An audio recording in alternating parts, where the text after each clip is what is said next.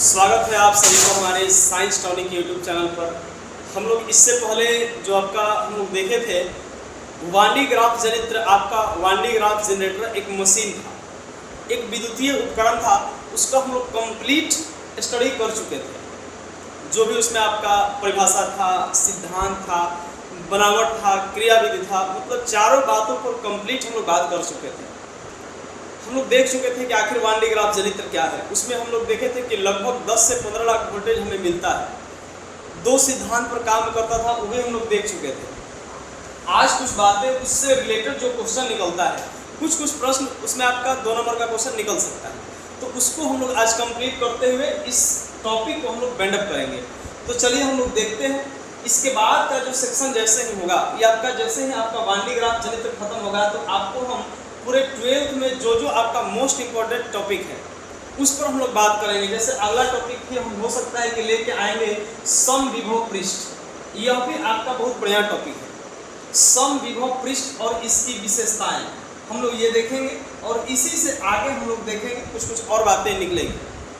हम लोग समविभव पृष्ठ दूसरा दिन देखेंगे। आज कंप्लीट हम करेंगे वान डी ग्राफ जनित्र यानी कि वान डी ग्राफ जो जनरेटर है उसके बारे में पूरे इस बात को हम लोग आज कंप्लीट करेंगे। कल आपका लगभग हो चुका था। इससे जो भी क्वेश्चंस आपका ऑब्जेक्टिव हो गया, आपका क्वेश्चंस हो गया, उसमें 2 नंबर का क्वेश्चन जो हो गया लघुतरीय प्रश्न, शॉर्ट क्वेश्चन, उसको हम लोग देखेंगे। तो चलिए बात करते हैं नेक्स्ट। हम इसमें देखते हैं हम लोग कि आखिर इसमें हम लोग देखे थे क्या क्या, कि इसमें आप कल देखे थे कि एक कुचालक इसमें एक खोखले गोले का प्रयोग किए थे, माने ऊपर आपका खोखला गोला था। तो सवाल उठता है कि आखिर खोखला गोला ही क्यों, और खोखला गोला क्यों, और इसमें हम ये भी समझेंगे कि आखिर ठोस गोला क्यों नहीं, ठोस क्यों नहीं। देखो दो तरह का गोला है, एक है आपका खोखला गोला और एक ठोस गोला। और खोखला ही क्यों, तो हम लोग देखेंगे इसमें क्या कि इसमें हमें जानते हैं कि देखिए गोला अगर इसमें है तो गोला अगर हम बात करेंगे तो एक है ठोस गोला और दूसरा है आपका खोखला गोला। तो हम जानते हैं कि यदि ठोस गोला को आवेश देंगे, ठोस गोला माने अंदर में पैक है, अंदर से पैक है। इतने समझिए, जो डिफेंस लाइन में आते हैं एयरफोर्स नेवी, और उसमें आप गोला फेंकते हैं तो जो लोहा है अंदर से पूरा पैक है तो ठोस गोला हो गया। फुटबॉल अंदर से खाली है, वो आपका खोखला गोला हो गया। बीच में खाली है तो खोखला हॉलो स्फीयर है, और बीच में आपका भरा हुआ है तो सॉलिड है, वो आपका भरा हुआ है। तो इस तरह से जो ठोस गोला है इसको अगर हम आवेश देते हैं तो आवेश सतह पर तो फैलता ही है, सतह के साथ अंदर भी प्रवेश कर जाता है, इसमें अंदर भी प्रवेश करता है। लेकिन खोखला गोला में केवल सतह पर फैलता है, जिसे हम आसानी से बाहर निकाल सकते हैं, इसको भेज सकते हैं।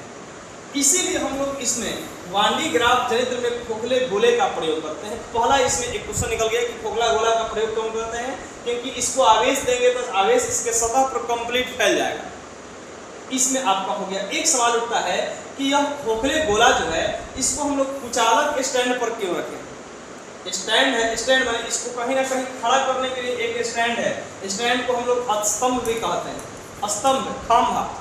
तो आखिर कुचालक ही क्यों, विद्युत रोधी क्यों।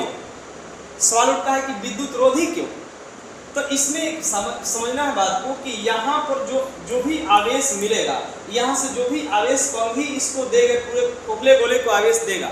तो इसमें गोला को जब आवेश देगा तो अगर इस सुचालक का प्रयोग कर देंगे तो सब आवेश इसकी सहायता से पृथ्वी में चल जाएगा, और सारा के सारा आवेश पृथ्वी में जाएगा तो एकदम ये गोला न्यूट्रल हो जाएगा। तो फायदा ही नहीं क्या हुआ हमें आवेश इकट्ठा करने का, आखिर क्या फायदा हुआ। इसीलिए इस जो आपका कह सकते हैं यह स्तंभ जो है सुचालक ना बना के कुचालक बनाते हैं, ताकि कुचालक रहेगा तो आवेश धरती में नहीं जाएगा। सुचालक बना देंगे तो सब आवेश इसकी सहायता से धरती में जाएगा।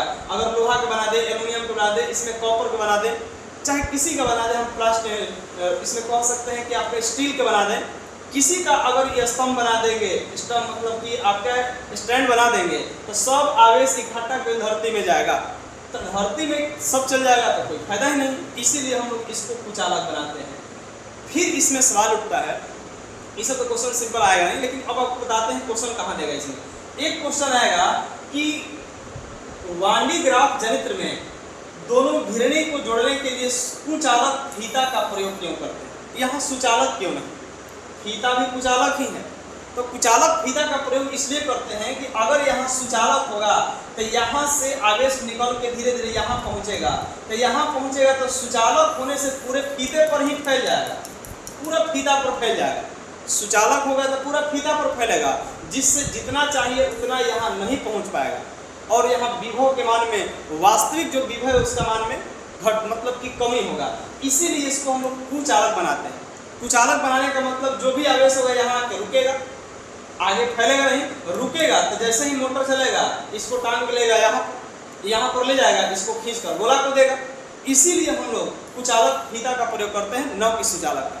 मान लीजिए क्वेश्चन देगा कि वान डी ग्राफ यंत्र में कुचालक फीता का प्रयोग क्यों करते हैं, तो हम लोग लिख सकते हैं कि यदि सुचालक फीता का प्रयोग करेंगे तो आवेश जाएगा जो पूरे फीते पर फैल जाएगा, जिससे गोले पर पूर्णतः आवेश नहीं पहुंचने का कारण उसके विभव के मान में कमी करेगा। इसीलिए इसमें हम लोग कुचालक फीते का प्रयोग करते हैं। ये आपका सिंपल की क्वेश्चन हो गया। कुछ आपको हम बता दे रहे हैं कि आखिर क्यों प्रयोग करते हैं, तो इसमें समझ में आ गया कि खोखला गोला क्यों, कुचालक स्टैंड क्यों, कुचालक फीता क्यों। अब यहाँ सवाल उठता है कि ये जो नुकीला सेक्शन जो कंघी क्यों, कंघी जो नुकीला सेक्शन रहेगा ये कॉपर का बना होता है बाबू, तांबा का बना होगा, ठीक कंघी के जैसा नुकीला सेक्शन निकला रहेगा और इसी का प्रयोग करते हैं। तो आखिर नुकीला क्यों, तो आपको पढ़ाया गया होगा। हम लोग जानते हैं क्या कि पृष्ठीय आवेश घनत्व की बात करें, यानी कि पृष्ठीय आवेश घनत्व सिग्मा की बात करें, तो यह Q/A होता है, यह Q/A होता है, और यह क्षेत्रफल के साथ उल्टा चलता है। मतलब कह क्या सकते हैं कि जिसका क्षेत्रफल कम होगा वहाँ पृष्ठीय आवेश घनत्व अधिक होगा।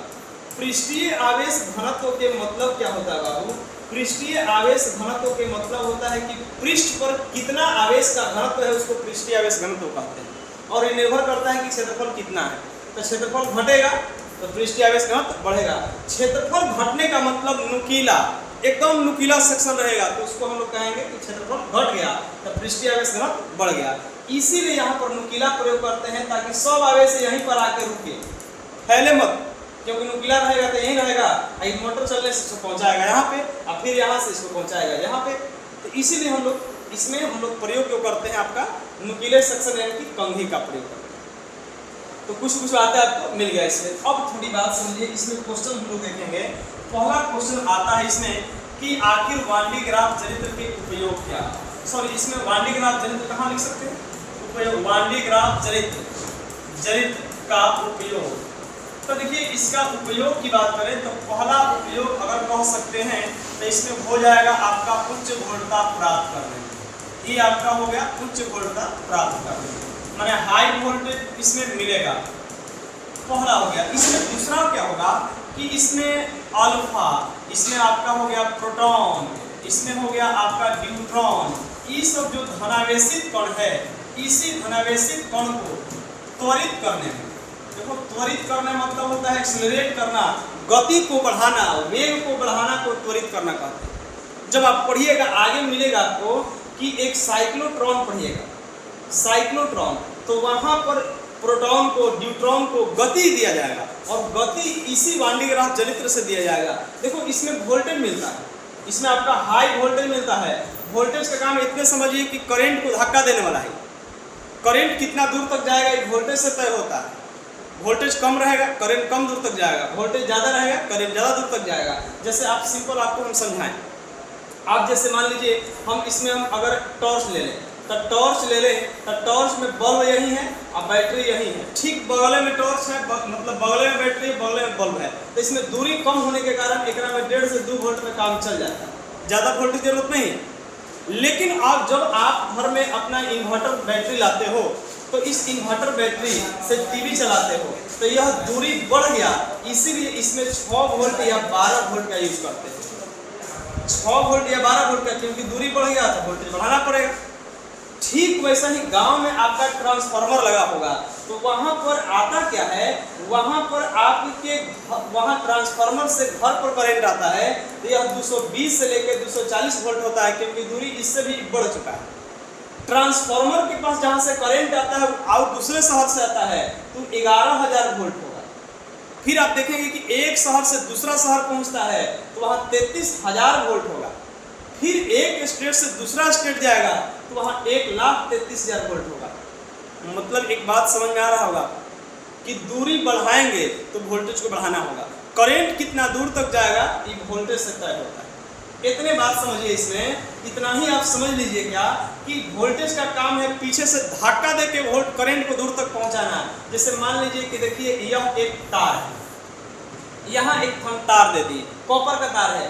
मान लेते हैं कि देखिए इसमें है क्या, ये धारा साहब है, ये धारा साहब है, जाना चाह रहा है, ये है धारा साहब। और इसको हर एक तार में धारा को रोकने का एक गुण होता है जिसको प्रतिरोध कहते हैं। ये रस्सी लेके अंदर बैठा हुआ है कि ऐट जा कौन रहा है, देखो ये खींच रहा है कि ना जा नहीं देंगे, इसी को प्रतिरोध कहते हैं। ये रोकने वाला है, जाना चाहता है धारा, रोकने वाला है प्रतिरोध। अब तो जा पाएगा नहीं क्योंकि जाना चाह रहा है, ये रोक रहा है।